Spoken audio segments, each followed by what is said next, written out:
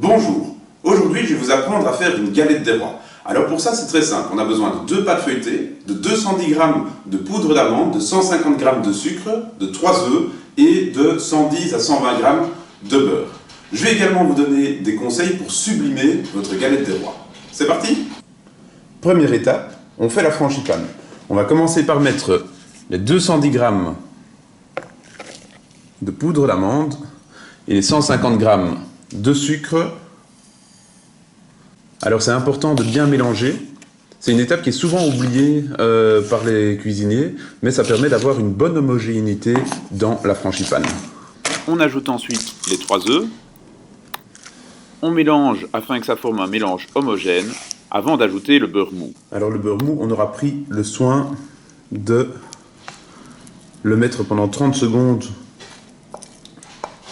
au micro-ondes juste avant de l'intégrer dans la frangipane.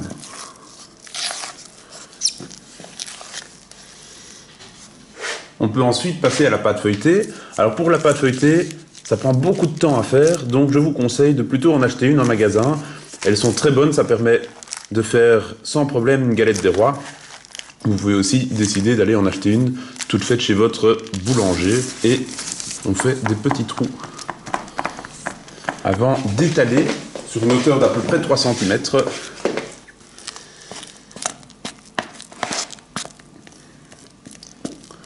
Toute la frangipane qu'on vient de faire.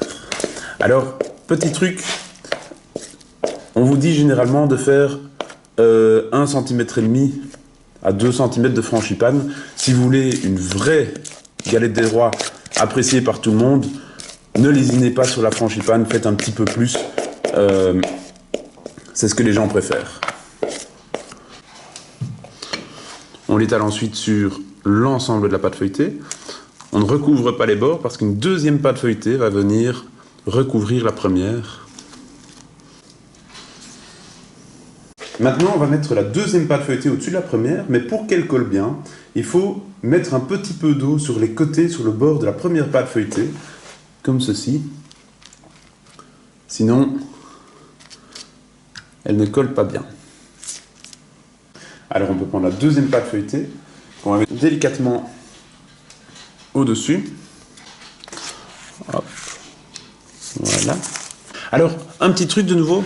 Prenez l'arrière d'un couteau et faites bien attention que les pâtes feuilletées soient bien scellées l'une à l'autre. Sinon, ça ne marchera pas. Quand vous avez fait dans un sens, vous le faites dans l'autre. Et là, ce sera bien scellé. L'étape suivante est de retourner la pâte et de la mettre sur directement la plaque de cuisson. On la met ici, elle est bien prête et comme toute belle galette des rois, on fait un dessin dessus. On peut aussi torsader pour donner plus de croûte.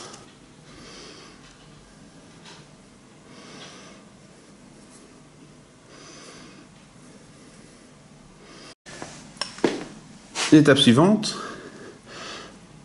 on prend un jaune d'œuf qui peut éventuellement être dilué avec du lait,